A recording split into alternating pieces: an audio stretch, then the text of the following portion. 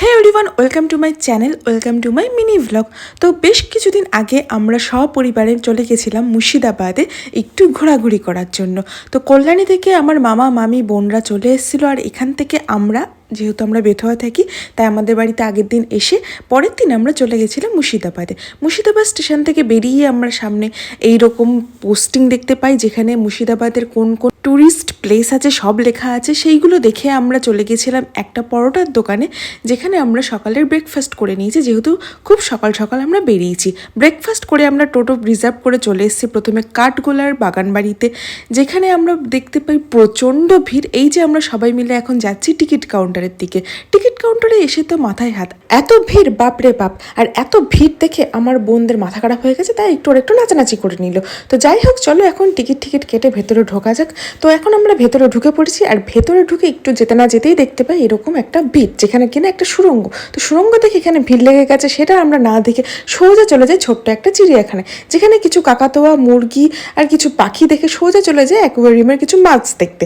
মাছ টাছ দেখার পর, ছোট ছোট কচ্ছপ দেখার পর সোজা চলে যায় খরগোশ দেখতে, সুন্দর সুন্দর। কিছুক্ষণ দাঁড়িয়ে খরগোশের ঘাস খাওয়া দেখে আমরা সোজা চলে যাই হাঁসের কাদা জলে স্নান করা দেখতে। সেই হাঁসের স্নান করা দেখার পর কিছু মনোরম প্রাকৃতিক পরিবেশ উপভোগ করে সোজা চলে যায় কাঠগোলা বাগানবাড়ির ভেতরে, যেখানে ক্যামেরা নট অ্যালাউড, কিন্তু আমি তো ভিডিও করবই। বাগানবাড়ির ভেতরে ঢুকেই আমি দেখতে পাই এত বড় বড় আয়না, কিন্তু ভেতরটা এত সুন্দর, তোমরা অবশ্যই এটা কিন্তু যেতে পারো।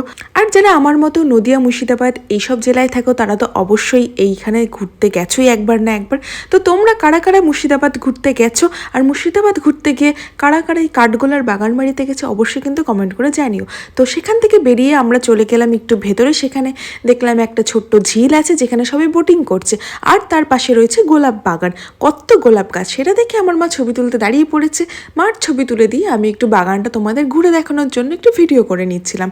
কত সুন্দর সুন্দর গোলাপ হয়ে রয়েছে, কিন্তু তার মাঝে আমি দূরে দেখতে পাই এখানে একজন টিকটক করছে।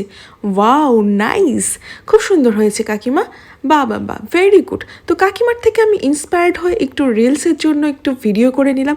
কেমন লাগছে আমার আউটফিটটা তোমরা একটু বলো, আর আউটফিটটা পরে আমাকে কেমন লাগছে অবশ্যই কমেন্টে জানিয়ে। তারপর ওখান থেকে বেরিয়ে আমি ভাবলাম একটু পুকুর পাড়ে ছবি তুলবো, কিন্তু এত ভিড় থেকে আমরা সোজা ওখান থেকে বেরিয়ে চলে আসলাম জগৎ শেঠের মিউজিয়ামে।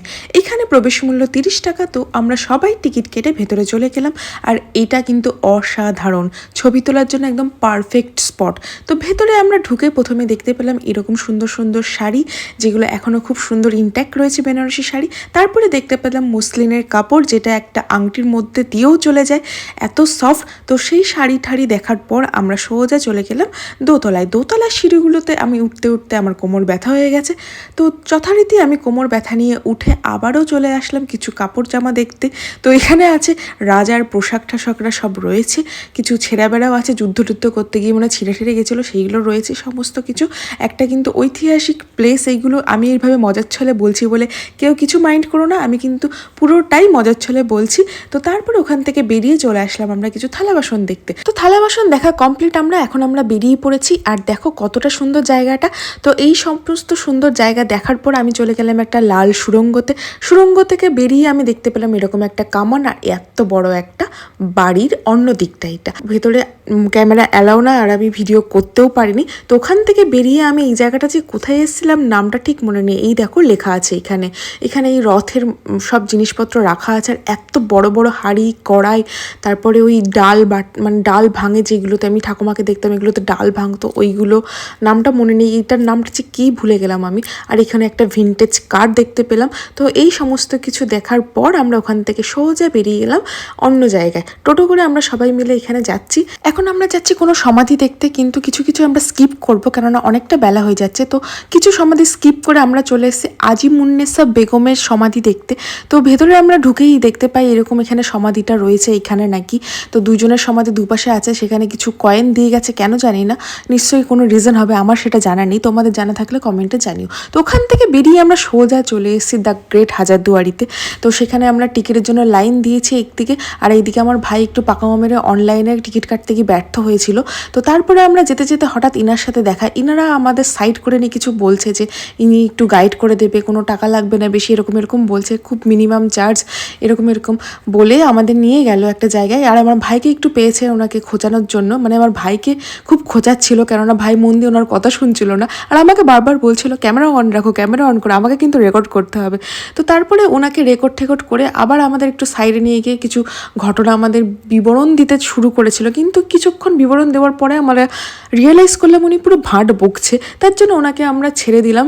ছেড়ে দিয়ে তারপরে আমরা হাজারদুয়ারিটা ঘুরে আসলাম, কেননা হাজারদুয়ারির ভেতরে ক্যামেরা অ্যালাউ না, এমনকি ফোন সুইচ অফ করে তারপরে ঘুরতে হয়, তার জন্য আমরা কিছুই রেকর্ড করতে পারিনি। সোজা হাজারদুয়ারি ঘুরে তারপরে বেরিয়ে যাচ্ছি এখন। এই হলো হাজারদুয়ারির এক্সিট গেটটা, যেটা দেখতে অসাধারণ, মানে অসাধারণ, কিন্তু আমার পাশ দিয়ে এরকম উনি দৌড়ে চলে গেল কেন জানি না। তো ওনার হয় না কোনো তাড়া লেগেছে কিংবা পটি পেয়েছে হয়তো, তার জন্য ওরকম দৌড়াতে দৌড়াতে চলে গেল। তো ওনার দৌড়ানো দেখতে দেখতে আমরা সোজা চলে আসলাম মতিঝিল পার্কে। আর এই বিকালবেলাটা মতিঝিল পার্ক অসম্ভব ভিড় হয়। তো পার্কের ভেতরে টিকিট কেটে ঢুকে পড়েছি আমরা, ঢুকেই আমরা সোজা ক্যান্টিনে চলে এসেছি, কারণ সেই পরোটা খেয়েছি, তারপর আর কিচ্ছু খাইনি। তার জন্য খাওয়া দাওয়া করার জন্য এখানে আমরা নুডলস খেয়ে নিলাম। নুডলস খাওয়ার পর আমরা চলে আসলাম এখানে ঝিলের ধারে। এখান দিয়ে হাঁটতে হাঁটতে আমাদের খুবই ভালো লাগছিল, কেননা খুব সুন্দর হাওয়া দিচ্ছিল। সব পরিবারে এরকম অনেক দিন পর আমরা বেরোলাম, মানে অনেক দিনই পর, যেহেতু মামারা এসছে আমাদের বাড়িতে, তাই মামাদের দৌলাতে আমাদেরও একটা ঘোরা হয়ে গেল। তো এখানে আমরা এরকম ছোট্টখাটো ট্রেন দেখতে দেখতে চলে যাচ্ছিলাম মতিঝিল পার্কের ভেতরে। আর এখানে অনেক সুন্দর সুন্দর গোলাপ গাছ লাগানো হয়েছে, এটা মনে হয় গোলাপেরই সিজন, তো আমার দেখতে সেটা খুবই ভালো লাগছিল। তো মতিঝিল পার্কের ভেতরে গিয়ে আমি আর ভাই আগে আগে চলে গেছিলাম, আর গিয়ে এখানে বসে রেস্ট নিচ্ছিলাম, কেননা পাটা ব্যথা হয়ে যাচ্ছিল। তো আমাদের থেকে দেখছি বাবা মা সবাই এখানে চলে এসছে, আর এখানে আমরা একটা ঘুম দেওয়ার উপক্রম হয়েছে, কিন্তু যেহেতু ট্রেন আছে তাই একটু রেস্ট নিয়েই আমাদের আবার বেরিয়ে পড়তে হবে। এখানে দেখো সবাই শুয়ে পড়েছে।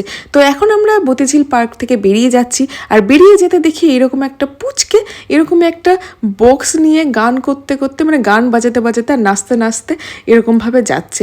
উফ, আলাদাই কনফিডেন্স, জীবনে শুধু এইটুকু কনফিডেন্স চাই, ব্যাস আর কি চাই বলো। তো আজকের ব্লগটা এই পর্যন্তই, এখন আমরা বেরিয়ে যাবো, ট্রেন ধরবো। আজকের ব্লগটা কেমন লাগলো অবশ্যই কমেন্টে জানিও। দেখা হবে নেক্সট ব্লগে, ততক্ষণের জন্য বাই।